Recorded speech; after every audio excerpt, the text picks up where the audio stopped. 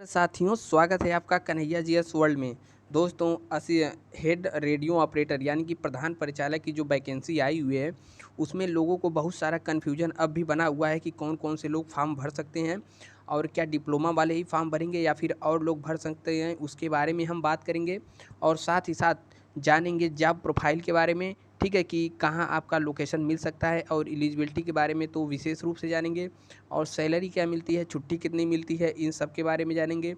और वर्दी कैसी रहेगी, क्या जो दरोगा लेवल की वैकेंसी रहती है एसआई वाली, वैसी वर्दी मिलेगी या फिर नहीं मिलेगी, और कितने फॉर्म भरे जाने की संभावना है। और जो तीनों पेपर निकला हुआ है, ठीक है, तीनों जो पेपर आया हुआ है, या कर्मशाला वाला हुआ, या फिर असिस्टेंट वाला हुआ, या फिर हेड रेडियो ऑपरेटर, तीनों का पेपर एक ही होगा या अलग अलग होगा, इसके बारे में बात करेंगे। और एग्ज़ाम कब तक होगा और डॉक्यूमेंट्स में क्या अपलोड होगा, इन सब के बारे में हम बात करेंगे। बस शुरू से लेकर अंत तक वीडियो बिना स्किप किए हुए देखते रहिए, ठीक है। और यदि आप पहली बार आए हैं तो यहाँ पर सब्सक्राइब कर सकते हैं, क्योंकि फॉर्म हमने भी भरा है और हम भी मैकेनिकल इंजीनियर हैं, ठीक है। और आपको पल पल की खबर देते रहेंगे, और हमारे साथ जुड़ जाइए, सब्सक्राइब करके घंटे का निशान दबा दीजिए। चलिए शुरू करते हैं आज का वीडियो। और देखिए, हमने पहले ही बता दिया है कि इसमें क्या सिलेबस क्या है और कौन कौन सी बुक पढ़ें, और कौन कौन सी बुक पढ़ें, इसका वीडियो हमने बना रखा है। नीचे जाके आप डिस्क्रिप्शन में, वहाँ पर आपको लिंक मिल जाएगा, देख सकते हैं कि कौन कौन सी बुक आपके लिए बेस्ट रहेगी, ठीक है।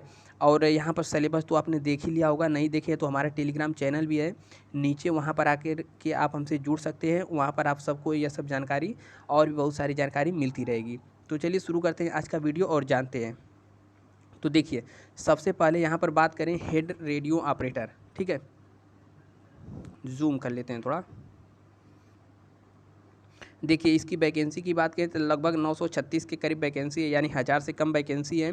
और एलिजिबिलिटी की बात करें तो देखिए, इसमें देखिए नोटिफिकेशन जो निकला है उसमें साफ साफ लिखा है कि इलेक्ट्रॉनिक्स वाले, टेलीकम्युनिकेशन, इलेक्ट्रिकल, सीएस, आईटी, या फिर इंस्ट्रूमेंट टेक्नोलॉजी, या फिर मैकेनिकल इंजीनियर, ठीक है। ये सब जितनी भी पोस्ट हैं, इन सब के लिए क्या मांगा गया है, 3 ईयर डिप्लोमा, ठीक है। थ्री ईयर डिप्लोमा जिसके भी पास है वह अप्लाई कर सकते हैं। उसके अलावा वहाँ पर आप लोग जब नोटिफिकेशन में पढ़ेंगे तो लिखा है उसके समकक्ष डिग्री भी होनी चाहिए। तो उसमें क्या आ जाएगा, जैसे बीटेक आ जाएगा, वो भी बीटेक कौन कौन से, जो भी यस इन्हीं ब्रांच में होना चाहिए। यह नहीं कि आपने बीटेक कर रखा है सिविल इंजीनियर से, सिविल इंजीनियरिंग, तो वो नहीं भर सकते हैं, ठीक है। और सेम ब्रांच होना चाहिए यदि आपने बीटेक किया है। उसके अलावा बीसीए हो गया, एमसीए हो गया, या फिर बीएससी में सीएस या फिर आईटी से आपने 3 वर्ष किया है तब, ठीक है। यह नहीं केवल 1 सेमेस्टर या फिर 1 वर्ष होना चाहिए, 3 साल होना चाहिए इन सब में। तो यह हो गई आपकी एलिजिबिलिटी।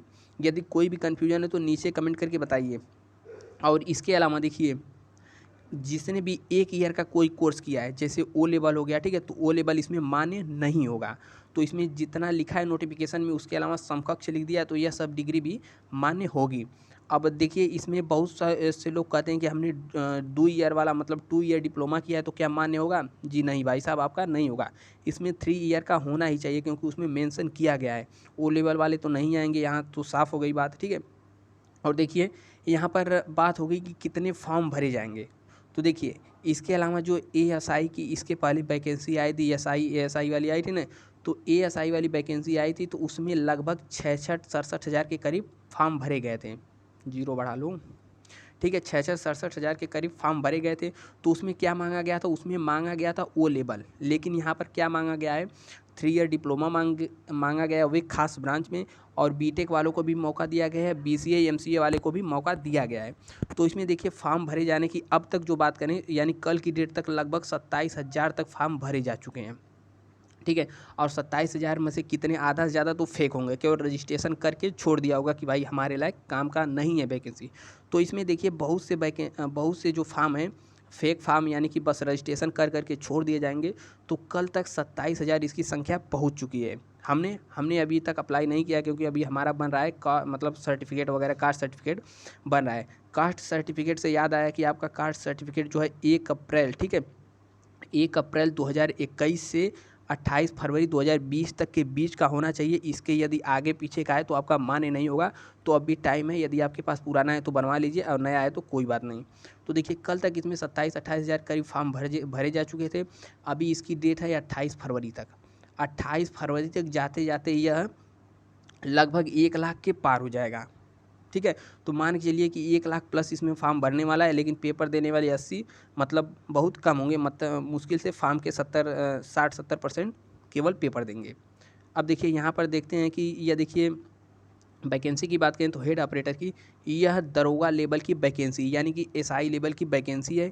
इसमें आपको 2 स्टार देखने को मिलेगा, 2 स्टार, जैसे कि एसआई वाला अभी पेपर हुआ है उसमें कौन सा स्टार मिलेगा, तो इसमें भी एकदम दरोगा वाली फीलिंग आएगी।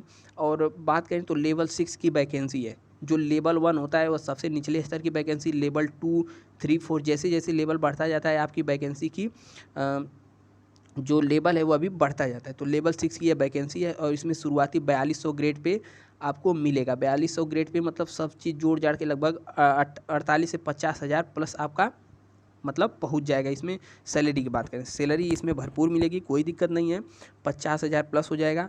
और ज्वाइनिंग की बात करें तो इसकी जॉब प्रोफाइल यानी कि ज्वाइनिंग की बात करें तो ज्वाइनिंग देखिए, यह जो हेड ऑपरेटर की वैकेंसी है इसमें करना क्या होता है, जैसे जो असिस्टेंट वाले होते हैं, असिस्टेंट रेडियो ऑपरेटर वाला है, वह सब तो जैसे कोई भी 100 नंबर वाला कॉल हो गया या फिर महिला वाला कॉल हो गया, ठीक है, तो ये सब जो कॉल आता है तो उसको अटेंड कौन करता है, वह असिस्टेंट के देख रेख में होता है। लेकिन असिस्टेंट वाले जो है अपना रिपोर्ट किसे सौंपते हैं, तो रिपोर्ट हेड रेडियो ऑपरेटर के सौंपते हैं, क्योंकि असिस्टेंट से ऊंचा पद होता है हेड रेडियो ऑपरेटर, तो उनका पोस्ट जैसे ज़्यादा कुछ ऐसा काम नहीं होता है। तो मान के चलिए असिस्टेंट से ऊपर वाला का होगा तो अपना रिपोर्ट इनको सौंपेंगे या उनसे ऊंचे रहेंगे, तो सभी को पता ही है। ज्वाइनिंग की बात करें तो यहाँ पर आपको मुख्य मुख्य शहरों में ही ज्वाइनिंग होगी, जैसे लखनऊ में हो सकती है, शुरुआती में हमें लगता है लखनऊ में ही ज्वाइनिंग होगी, फिर उसके अलावा अलग अलग जगह पर भी हो सकती है, जैसे आगरा हो गया, प्रयागराज हो गया, कानपुर, तो इन सब बड़े बड़े शहरों में ज्वाइनिंग प्रक्रिया होगी। ठीक है, और उसके अलावा छुट्टी की बात करें तो छुट्टी इसमें भरपूर मात्रा में मिलती है, भरपूर मतलब डेली नहीं मिलती है, 8 घंटे की तो ड्यूटी होती है, लेकिन जो एसआई होते हैं थाना वाले, उनसे ड्यूटी बढ़िया होती है, क्योंकि आपको ऑफिस वर्क हो रहता है, ऑफिस वर्क में ज़्यादा ताम झाम नहीं रहता है, तो 8 घंटे की ड्यूटी है और छुट्टी भी आपको मन मुताबिक भी इसमें मिल जाती है, क्योंकि उतना ज़्यादा लोड तो रहता नहीं है। और रहने होने का रूम भी आपको मिलेगा, तो इसमें कोई दिक्कत नहीं है। और इसके अलावा देखिए एग्ज़ाम की बात करें तो एग्ज़ाम कब तक होगा, देखिए कितने फार्म भरे जाएंगे तो हमने बता दिया, लगभग 1 लाख प्लस फार्म जाने वाले हैं। और देखिए जो तीनों फार्म निकला है, असिस्टेंट रेडियो ऑपरेटर और हेड रेडियो ऑपरेटर और एक है कर्मशाला वाला, ठीक है, तो देखिए तीनों का पेपर एक होगा या अलग अलग। तो देखिए इसके पहले हम थोड़ा सा समझना होगा, इसके पहले एक वैकेंसी आई थी यूपी पुलिस में, कौन सी वैकेंसी आई थी, जेल वार्डर और फायरमैन, ठीक है, जेल वार्डर और फायरमैन की वैकेंसी आई थी, और उसमें भी 2 फीस कटाया गया था, एक जेल वार्डर के लिए, एक फायरमैन के लिए, ठीक है। तो इसका भी पेपर हमने दिया था, हालांकि आखिरी वाले मेरिट में हमारा नाम नहीं आया था, ठीक है, फिजिकल वगैरह सब कुछ हो गया था, लास्ट में नाम नहीं आया था। तो जेल वार्डर फायरमैन में क्या हुआ, पेपर एक ही हुआ। जब पेपर एक ही हुआ तो क्या हुआ, पेपर एक ही हुआ, लेकिन इसमें मेरिट पोस्ट वाइज इसमें बना दिया गया, आप इसमें पोस्ट प्रेफरेंस दे दिया गया, आप जेल वार्डर ले सकते हैं, आप फायरमैन ले सकते हैं।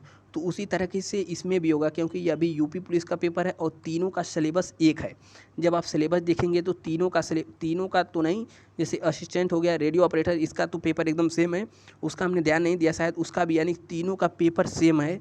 और जब तीनों का पेपर सेम है तो पेपर तो एक ही होने वाला है, और जब पेपर एक ही होगा उसमें आपकी मेरिट के हिसाब से पोस्ट प्रेफरेंस जैसी आपकी क्वालिफिकेशन होगी वैसे आपको एग्ज़ाम में पास करा दिया जाएगा।